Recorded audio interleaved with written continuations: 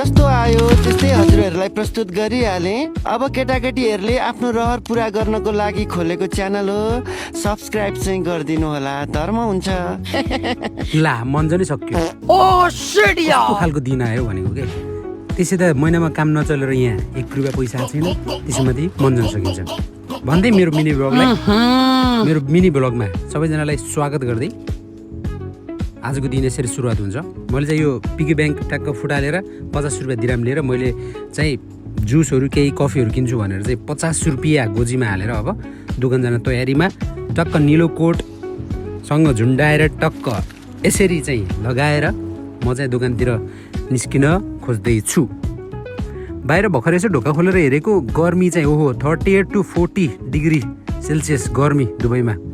मेरो डिग्रो यस बिहान बिहान मेरो डिग्रोलाई दर्शन गर्दै यसो हेरेको सिटमा फोहोर लागेको देखेछु अनि यसो सटसट सफा गरेर बाहिर आएको। एउटा बङ्गाल दाइले थ्याङ्क यू भन्दै ढोका खोलिदिएको सट्टामा थ्याङ्क यू भन्दै गयो। बाहिर हेर्नु न, बाहिर यति गर्मी, त्यसपछि तपाईँ सँगसँगै हाम्रो बुर्ज खलिफालाई हेर्न सक्नुहुन्छ।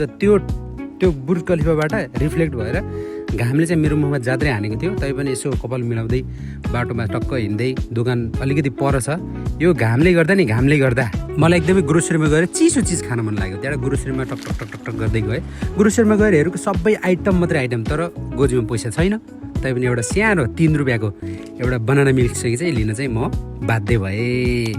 अनि टक्क बिलिङ सिलिङ गरेर चाहिँ म चाहिँ घरतिर लाएँ टक टक टक टक टक टक टक टक गर्दै। तर यो घामले गर्दा मलाई मनमा म आज चाहिँ बिहानदेखि अहिलेसम्म 3 चोटि ढलिसकेको छु।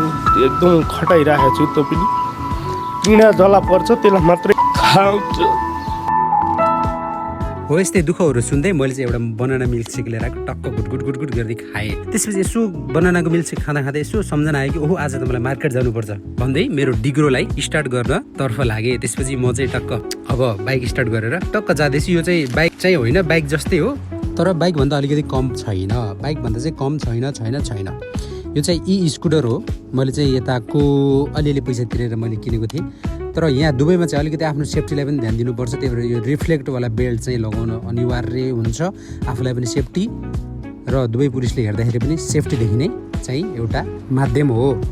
त्यसपछि मैले टक्क रिफ्लेक्ट बेल्ट लगाइसकेपछि ग्लोभ्सहरू पनि यसो लगाउनु पऱ्यो, किनभने अलिकति बाइक अनुसारको ग्लोभ्सहरू पनि लगाउनु पर्ने अवस्था चाहिँ यहाँ देखिन्छ। त्यही भएर चाहिँ मैले ग्लोभ्सहरू लगाउँदैछु। अनि आज बिहानको मैले यसो उठ्ने बित्तिकै मैले यसो सोचेको आज चाहिँ मिनी भ्लग गराउँछु भनेर। तर मिनी भ्लग के भयो मेरो मिनी भ्लगलाई पनि 7.5 मिनटको मिनी भ्लग भएछ। तर यो गर्मीले गर्दाखेरि मैले बनाना सेक खाएर गोजीमा 50 रुपियाँको सिक्का लिएर म चाहिँ सर्र एउटा बङ्गाली मार्केट भन्ने फेमस मार्केट छ, त्यहाँ चाहिँ म लिन जाँदैछु।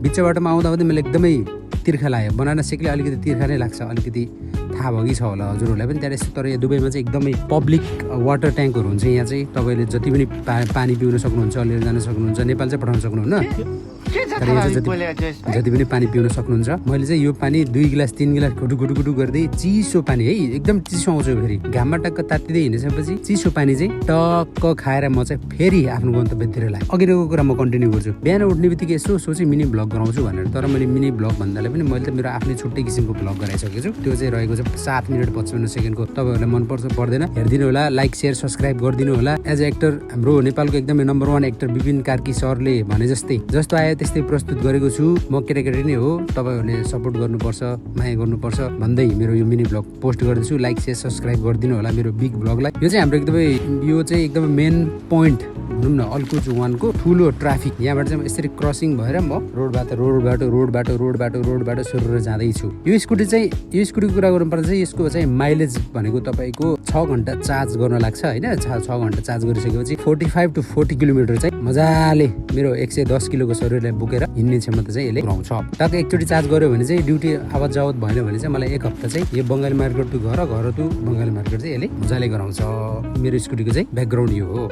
र म बिस्तारै बिस्तारै कुरा गर्दै तपाईँहरूलाई मेरो सानो तिनो कुराहरू सुनाउँदै म चाहिँ बङ्गाली मार्केटतिर सर जाँदैछु। यो चाहिँ प्राय दुबईमा बस्ने मान्छेहरूलाई यो ठाउँ चाहिँ अवश्य थाहा होला, अल्कु जुवान भन्छ। यहाँबाट चाहिँ टक्क यो वेस्ट जोनमा चाहिँ अलिकति बुङ्गुरको मासुहरू पाइन्छ, तर अहिले चाहिँ पैसा नहुनुको कारणले चाहिँ मैले चाहिँ आहा पनि नलाइकन सर जाँदैछु। मेन रोडमा आइसकेपछि चाहिँ अलिकति कुदाउनु पर्छ भनेर मैले रोके जस्तो गरेर 2 गियरमा टक्क हालेर पुत्ताउँदै गएँ। म दौडाउँदै म चाहिँ मेन रोडमा यसरी हालेको छु। तर दुबईमा चाहिँ पुलिसहरूले यदि म्युनिसिपालिटीहरूले यसरी स्कुटरहरू मेन रोडमा दौडाएको देख्यो भने चाहिँ एकदमै राम्रो तरिकाले फाइन हानिदिन्छ। त्यही भएर चाहिँ अलिकति बी केयरफुल भएर चलाउनु होला। जति पनि स्कुटर चालकहरू हुनुहुन्छ अलिकति ध्यान दिएर चलाउनु होला भन्दै म चाहिँ बङ्गाली मार्केटको अलिकति नजिक चाहिँ आइपुगेको छु। अलिकति नजिक आउँदा झन्डै दुइटै ब्रेक लगाएर मैले धन्नै ठोकेको यो गाडीले। यसको त नि मैले मामाहरूलाई सबलाई बोलाएर मैले यसलाई कति कुरा लाएर यसलाई नि मैले जेल हालिदिनु छु भनेर भन्नु चाहिँ कहिले पनि हुन्न, किनभने यो पनि चालकै हो बिचरा। कतिजना स्टाफहरू बोकेर दौडाइरहेको छ ड्राइभरले। यति पनि राम्रो सोच्नु चाहिँ हुन्न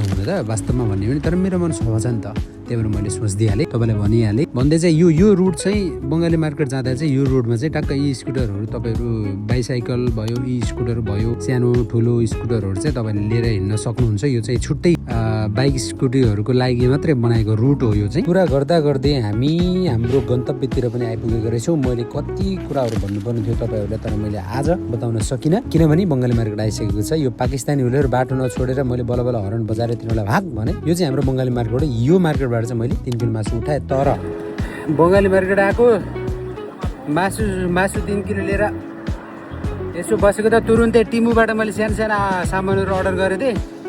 ट्याक्कै फोन आएर फेरि राति त दौडेर रुम जान पर्ने अवस्था आयो। टिमुबाट अर्डर गरेको सामानहरू चाहिँ अलिकति इलेक्ट्रिक सामानहरू चाहिँ राम्रै हुन्छ अनि कपडाहरू पनि राम्रै हुन्छ, तर सानोतिनो सामानहरू चाहिँ अलिकति राम्रो हुन्न भन्दै मेरो सामानहरू हातमा पऱ्यो र चाहिँ म कोठामा आइपुगेँ। तर मेरो चाहिँ सामानहरू यति नै मगाएको थिएँ, अलिअलि पैसा थिएन तै पनि अलिअलि मगाएको थिएँ भन्दै मेरो चाहिँ मिनी भ्लग यहीँ सकिन्छ। आजको लागि धेरै धन्यवाद। प्लिज लाइक शेयर सब्सक्राइब गरिदिनु होला। Thank you, by. So guys आजको भ्लग चाहिँ सक्यो, बाई।